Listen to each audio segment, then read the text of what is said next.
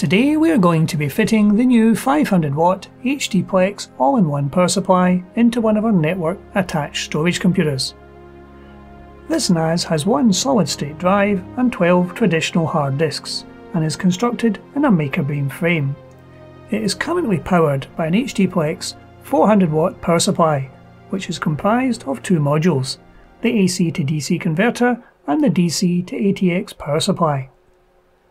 This power supply is still fully functional. I am swapping it for the 500W unit to allow me to reuse the 400W unit in another build, as the 400W AC to DC converter is no longer manufactured. So our first task is to remove both of the components of the 400W power supply from the frame.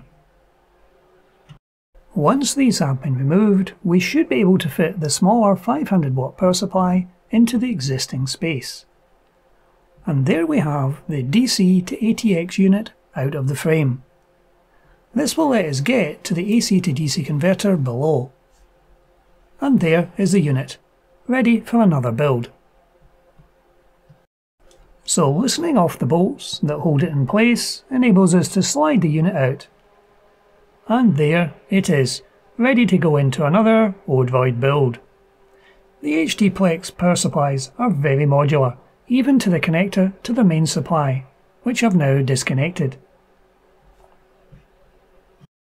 So the next task is to fit the new 500W unit into the space left. And here we have the new 500W all-in-one power supply. Let's get it out of the box and prepare it for mounting into the frame. The PSU, being modular, comes with an array of cables and is well packed within its box. In this particular build, I won't be needing most of the cables that come with it, but I'll hold on to them just in case this PSU ever needs to be fitted to another machine. The unit is just the right size to fit into the existing frame, so there are no major adjustments needing to be made. The SATA power cable in the new unit is a 4-pin, so I'll swap out the existing SATA power cables. It's worth noting that the SATA power cable that comes with the 500W unit has 3 connectors, whereas the 400W unit had 4 connectors, so I'll need to fit a SATA power Y splitter. Once the existing cable has been removed, we can now look to mount the new PSU into the maker beam frame. Fitting screws do come in the package, allowing maker beam brackets to be easily fitted to each corner of the assembly. We can now slide the unit in and bolt it to the existing horizontal maker beam struts. Once the PSU has been bolted into place, next we need to connect the 24-pin power cable between the motherboard and the PSU. The 24-pin cable supplied is long enough to cope with most mounting scenarios and is easily fitted. Next we need to fit the SATA power connectors. As I mentioned earlier, the supplied cable has 3 SATA power connectors fitted. In this NAS computer I need 4 SATA power connectors, so I'm going to be adding a Y splitter cable. As the previous power supply was a 400W unit, I have no concerns that the 500W unit will cope easily.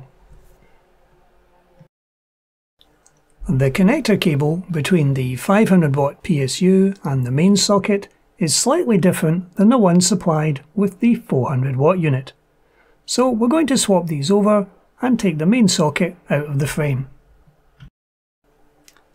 And with that swapped over, then the installation of the new PSU has been completed.